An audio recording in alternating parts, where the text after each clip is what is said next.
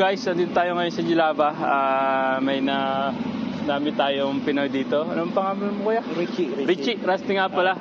Interview lang natin about sa accommodation nila, about sa buhay-buhay dito sa Czech Republic. Pwede kong maas ilang taon na kayo dito? Kaka 1 year lang namin. Oo. Tapos ano yung company mo? Sidas. Sa Sidar, no? Sidar Oo. na sasad. Tapos, kamustahin ko lang yung cost of living na. Dahil natin cost of living kung okay ba, or kung mahal ba, or mura, or tama lang.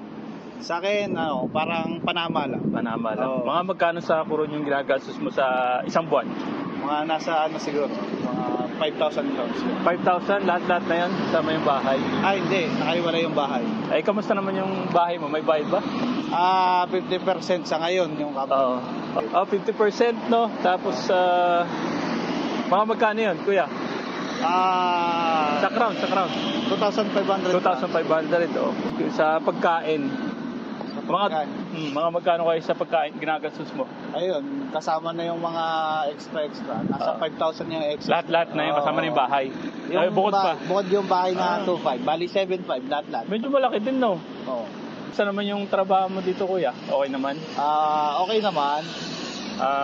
Paggabi kayo or 12 hours? Or Hindi, 8 hours lang kami. Tri-shift kami. Tri-shift. Tapos ngayon, fix na weekend nyo? Weekend, Sabado-Linggo, rest day kami. Kaya namamasyal kayo, no? Kasi yung Sidar, medyo isang oras yun papunta rito, no? Isang oras talaga. Sila, kuya, pwede matanong kung anong gagawin nyo? Go-grocery ba o mamamasyal? Pasyal lang, dito lang sa city. Mamamasyal lang sila. Pwede mo tanong kuya kung taga saan ka sa Pinas?